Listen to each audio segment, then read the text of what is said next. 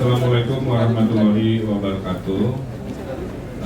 Rekan-rekan media yang saya hormati, dalam rangka mendukung upaya penanggulangan pandemi COVID ini, salah satunya yaitu penanggulangan melalui penaikan imunitas bagi orang-orang yang sehat melalui vaksin.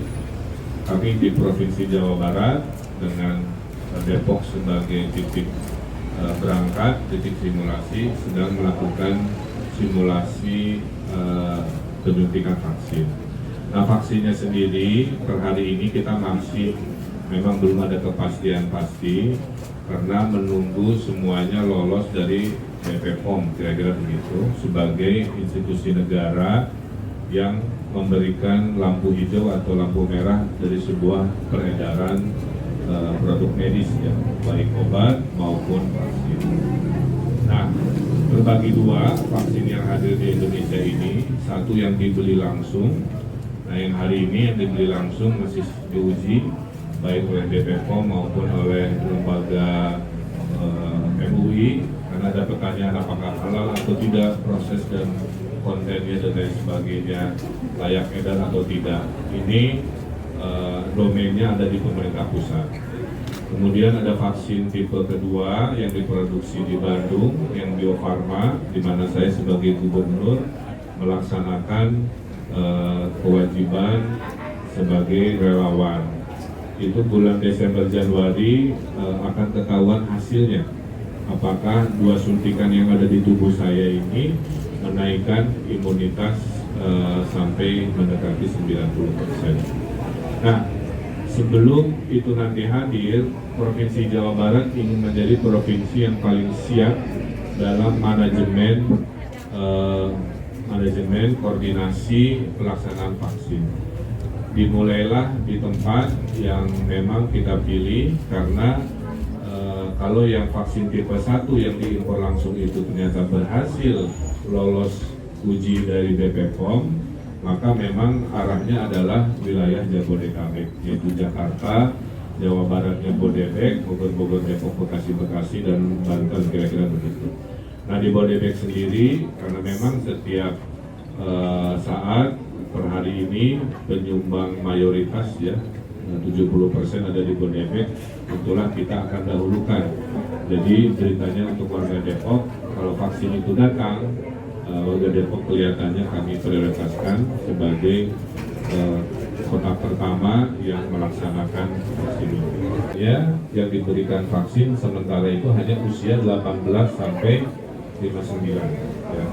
Itu total 60% dari warga Indonesia. Nah, bagaimana dengan yang di bawah 18 dan lewat 59? Itu harus menggunakan rekomendasi dari dokter. Ya. Kenapa? Karena vaksin yang diteliti sekarang relawannya itu tidak ada usia balita, semua relawannya adalah usia 18 sampai 65. Jadi kalau berhasil, ya berhasil di usia itu. Maka kalau mau disuntikan di bawah 18 dan di atas 59, kita harus menggunakan rekomendasi medis apakah perlu atau tidak. Nah, ujungnya apa? Ujungnya lahirlah namanya kekebalan kelompok, atau bahasa Inggrisnya herd immunity, ya. Jadi si pemberi vaksin, si penerima vaksin nanti menyelamatkan tetangganya yang tidak kena vaksin. Nah, teorinya begitu. Ya. Kalau sekarang nggak pakai vaksin, tular menular, ya. Tapi kalau nanti sudah ada vaksin, yang imun ini jadi benteng. Katakanlah ada yang kena COVID, dia bergaul dengan yang sudah kena vaksin. Maka yang sudah diberi vaksin dia jadi benteng kepada yang belum divaksin, walaupun bergaul, ya, berkerumun dengan orang-orang yang kena COVID. Nah, itulah yang kita sebut dengan kekebalan kelompok. Jadi mungkin tidak untuk 100% warga, ya, hanya 60% di rentang usia yang menggunakan testing, relawan seperti saya, dan kita doakan setelah itu kita kembali normal. Tapi saya mau menyampaikan perkiraan supaya kita siap mental. Kelihatannya 2021 COVID ini masih menyertai kita dengan segala dinamika seperti 2020. Jadi kalau disampaikan bahwa 2021 akan normal lagi kayak dulu, menurut saya terlalu optimis, ya. Saya mendoakan itu terjadi, tapi kalau mau realistis, menurut saya baru 2022 lah, karena 2021 itu adalah tahun kita menyuntik vaksin. Dalam menyuntik vaksin kan ada yang sedang disuntik, ada yang belum. Berarti kan protokol pakai masker, jaga jarak, cuci tangan itu masih terus berlangsung sepanjang tahun penyuntikan di 2021. Saya kira itu. Jadi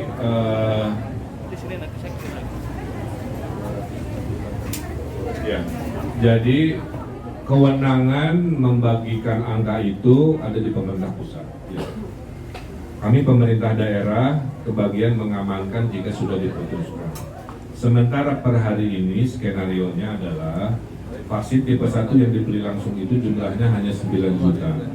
9 juta orang. Ya.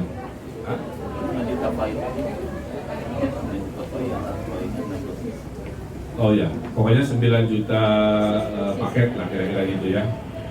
Nah, karena rencananya untuk Bodebek sebagai epicentrum Indonesia, tentulah kita bagi 3. Kita mengusulkan versi bottom up, ya mungkin sepertiga kira-kira begitu. Karena Bodebek sendiri jumlahnya 16 juta. Dari 16 juta, kalau sepertiga dari jatah 9 juta kan 3 jutaan. Nah, maka 3 jutaan itu kurang lebih 20% lah dari jumlah penduduk Bodebek. Nah, jadi Depok juga sama. Depok itu penduduknya kurang lebih 2,4. Kita meminta kira-kira sekitar 300 ribuan, mendekati 300 ribuan untuk Bodebek. Apakah disetujui? Saya juga belum tahu. Ini hanya siapakah yang 300 ribu itu? Pertama, tenaga kesehatan dulu, kelompok pertama. Kedua, TNI Polri yang bertugas, kelompok kedua. Ketiga, profesi-profesi yang interaksinya rawan ya, di stasiun, terminal, kan begitu ya. Petugas yang melayani teller yang berinteraksi itu. Nah, yang keempatnya baru warga umum di zona yang rawan. Jadi Depok juga nanti lihat kalau zonanya sudah banyak kuning hijau, mungkin itu prioritas terakhir karena berarti berhasil mengendalikan. Nah, kita pergi kira-kira urutannya begitu. Nah, untuk ya statistiknya di seluruh dunia, contoh ambil penyakit cacar lah ya. Sebelum ada vaksin itu tinggi sekali statistiknya. Setelah ada vaksin dia turun ya, bahkan sampai eradikasi alias sudah tidak ada lagi dalam sekian tahun. Vaksin juga didapati tidak jaminan ya, oh Pak Gubernur dijamin 100%, nggak ada di dunia ini yang dijamin 100%. Yang ada adalah mendekati tadi persentase mayoritas, tapi kalau disebut 100% saya kira terlalu takabur, tidak ada. Nah, saya kira itu supaya jadi kalau ditanya apakah ini efektif, tapi tidak ada jaminan 100% untuk semua urusan yang namanya obat atau vaksin. Kedua, apakah ini halal? Nah, ini sedang diuji oleh tim MUI yang sekarang sedang bekerja bersama BPOM. Nah, kami tadi melakukan simulasi karena begini, kami ingin tahu pertama, apakah jumlah puskesmas yang ada di Depok dan Jawa Barat ini cukup? Jangan-jangan tidak cukup. Kalau tidak cukup berarti gedung serbaguna, gor bulu tangkis, ya semua harus kita sulap menjadi tempat pemaksinan kira-kira begitu.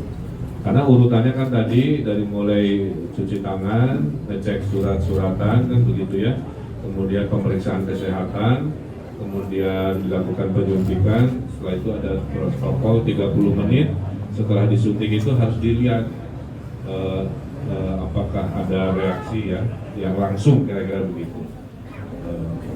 Nah, itu juga proses. Nah, nanti ketahuan satu puskesmas tipe begini itu satu hari kerja bisa melakukan layanan pevaksinan berapa jumlah ya, katakanlah 100 misalkan. Sudah, nanti kami hitung berapa jumlah puskesmas yang ada di Depok, kalikan jumlah sasaran yang ditargetkan. Jangan-jangan kekurangan, jangan-jangan cukup Pak, tapi ternyata butuh 1 bulan, butuh 2 bulan. Nah, itu simulasi ini pentingnya itu. Karena Bapak Ibu rekan-rekan media harus tahu vaksinnya itu disuntiknya nggak sekali, disuntiknya 2 kali. Jadi orang yang sama tadi disuntik vaksin itu mungkin di hari ke-30 atau sesuai arahan dari dokter dia harus datang lagi. Jadi kan kebayang rumitnya ya, sudah memanage kalikan jumlah penduduk dikali 2 kali proses. Nah, sehingga kalau puskesmas tidak cukup, maka Jawa Barat menyiapkan skenario menyulap gedung-gedung lain menjadi tempat pemaksinan. Kalau jumlah tenaga kesehatan yang nyuntiknya juga nggak cukup, berarti kita buka relawan yang sesuai kriteria untuk menjadi tim penyuntik dan tim panitia. Nah inilah kerumitan yang sedang kita proses, tapi lebih baik menjadi masyarakat yang siap daripada nanti keteteran. Nah, detil-detil itu sedang kita lakukan dan nanti hasilnya ketahuan. Untuk menyuntik mayoritas warga Jawa Barat butuh 30 hari kah, 45 hari, 3 bulan, kita tidak tahu. Ini sedang dihitain. Itu libur panjang itu kelihatannya dimulai dari hari Rabu sore udah pada pergi-pergi. Saya himbau warga Depok sebenarnya dalam situasi pandemi ini mungkin bisa menahan diri ya. Kita berinteraksinya di daerah dekat rumah saja lah, kira-kira begitu ya. Walaupun tidak dilarang secara umum karena pariwisata dibuka, tapi kalau bisa kita menghindari potensi. Kenapa? Karena COVID senangnya di kerumunan. Jadi kalau berkerumun di pantai, berkerumun di tempat yang sifatnya ramai, pasar, mal dan lain-lain, itu kami khawatir. Nah, kami antisipasi pertama semua destinasi pariwisata di Jawa Barat sudah kami identifikasi untuk memaksimalkan protokol dan kedisiplinan menjaga prosentase kapasitas kan. Jadi kalau nanti tugas akan saya tugaskan, nanti kalau ketahuan jatah 50% ya ternyata berlebih, kita akan beri sanksi dulu. Nah itu sisanya kepada yang terpaksa harus pergi kan begitu ya, tetap 3M dilaksanakan, yaitu memakai masker, jaga jarak dan cuci tangan. Dan apakah berhasil ketahuannya baru 2 minggu setelah long weekend itu. Jadi saya berdoa mudah-mudahan. Tapi hasil sejarah yang lalu pengaruh besar sekali waktu long weekend Idul Adha. Gitu. Jadi saya lagi khawatir karena long weekend Idul Adha memberi dampak. Nah ini jangan-jangan ada dampak juga di 14 hari setelah. Jangan lupa subscribe ya.